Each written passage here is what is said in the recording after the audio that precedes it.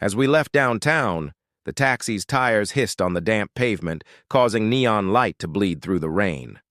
Jessica sat next to me, her arms and fingers rigid, fumbling with her purse's zipper like she was trying to tear through time itself. I watched her from the corner of my eye, leaning my head back on the seat as if the silence might rip a hole in it. She hadn't said a single word since we left Jake's party. Not even a fake little giggle. Not one lazy remark about someone's awful outfit. The silence wasn't quiet. It pressed against my ears like a drowned scream. A siren wailed outside. The driver glanced at me in the rearview mirror, just once, before disappearing behind his own reflection. Jessica didn't flinch, but for that one brief moment, he seemed to sense the tension radiating off her like heat.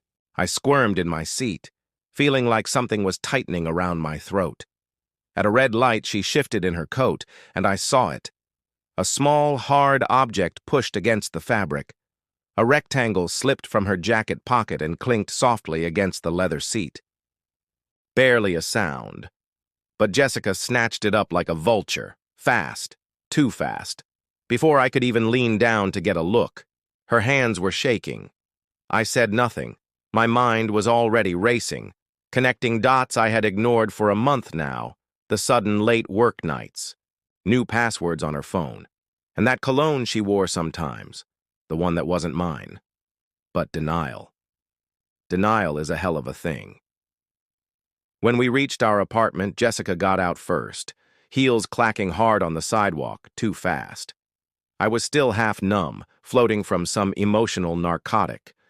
I muttered thanks to the driver, then followed her inside. The door had barely closed before she vanished into the bathroom. Not a glance, not a word. I stood in the hallway, silent, broken, my hand on the wall, just listening to the latch click. Her jacket was draped over the back of the kitchen chair, casual, too casual, like she was daring me to look. I stood there, 10 seconds, or maybe 1. Then my hand moved. Fingers dipped into her pocket. First, a crumpled napkin, then something else. A receipt, sweaty from her coat. I wiped it off under the hallway light. It wasn't just any receipt. Meridian Hotel, across from her office. Dated 8:43 p.m. tonight. 2 guests. Jessica M. and Tyler B. Tyler. Fucking Bradford. She used to mock him. That arrogant jerk in group chats who teased her non-stop. My stomach dropped. The floor tilted. The sound of running water came from the bathroom, not the shower, the sink. I stared at the receipt. The truth leaking into my bones, inch by inch. I should have stormed in. I should have demanded answers, but I just stood there, frozen. Everything I believed about my life was slipping through my fingers. The door creaked open. She stepped out slowly, her face washed, hair tied, wearing that tattered old t-shirt she always wore to bed, like washing her face would cleanse her soul too. She smiled. That hollow smile. "You coming to bed?" she asked, like it had been a normal night, like betrayal wasn't still dripping from her pores like cheap perfume. I didn't answer. I just stared. Jessica tilted her head, eyes narrowing slightly, just a flicker, like she knew, like something inside her whispered, "He found it."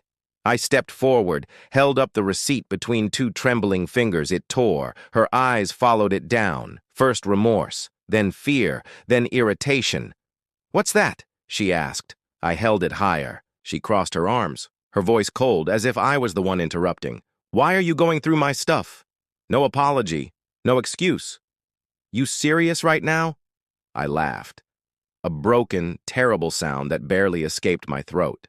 "I found a hotel receipt. You and Tyler. 2 guests." She rolled her fucking eyes. "You're mad at me for finding it?" she snapped. "It's not what you think. Of course. We had a business meeting," she said. "Client paperwork. The hotel had no conference rooms. It was easier." Her story wasn't just flimsy. It was insulting. I couldn't even speak. My throat clamped shut, lips dry. But my hands curled into fists. Jessica noticed. Her eyes darted across my face like someone had pulled a mask off. She smiled. Weak. Hollow. What? She whispered. I just walked past her. Silent. Deliberate. I placed the receipt on the kitchen counter. The soft whisper of paper sounded louder than a gunshot. Jessica stared at it. She knew, but still. She rolled her eyes again. For God's sake, Ethan, she snapped. You're being dramatic. She crossed her arms like I was the one lying. It's not what you think. Something inside me cracked. You were at a hotel tonight, I said, my voice low, cold. She turned away. I told you, it's complicated. You wouldn't understand. Try me. She groaned. Loud, fell onto the couch like a punished teenager. We were just talking. I wasn't ready to come home. Tyler's easy to talk to. At 8:43 p.m., I said, my voice rising. A hotel room? For two? She tilted her head, studied her nails. You've been exhausting, Ethan, always asking where I'm going, who I'm with. Tyler listens. He doesn't interrogate me. She twisted the knife. I still hoped, somewhere deep down, that she'd show a shred of guilt. But there was nothing. Be a goddamn adult, I said, barely above a whisper. Just say it. You cheated. Jessica sneered. Ethan, you're boring. You were never some perfect husband. Get over yourself, she shrugged. Tyler makes me feel alive. That word, alive. It landed like a bomb. She looked at me like I had been the thing draining her for years, as if loving her, deeply, loyally, was the problem. I stumbled back. Hit the kitchen counter. Jessica didn't flinch, didn't help, just folded her arms and stared, her lips curling into a faint, satisfied smirk. That wasn't my wife. That was a stranger wearing her skin. I don't remember moving. But suddenly, I was in the bedroom pulling out the overnight bag, the same one we took to Cape Cod last summer. When I still believed we were happy, I tossed in clothes, hard, angry, detached. Behind me, her bare feet padded down the hallway. She leaned in the doorway, arms crossed, unbothered. You running away? She asked. One eyebrow raised, like it was some sitcom argument. I stuffed a t-shirt into the bag harder than I needed to.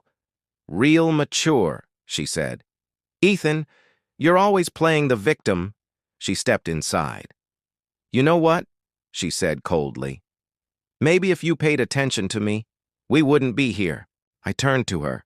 That wasn't the girl I married. She was cruel, cold, capable of lying, cheating, and blaming me for it. You could have talked to me, I said. You could have tried. She shrugged. Talking is boring, she said, her voice sharp. Tyler knows how to have fun. You want everything safe, tidy, perfect? I stared at her. Anger, sadness, shame, all fighting inside me. Did you let him fuck you? I whispered, because you were afraid I might love you too much? For a split second, just one, her mask cracked. And then she smiled. Vicious, wide. He's better.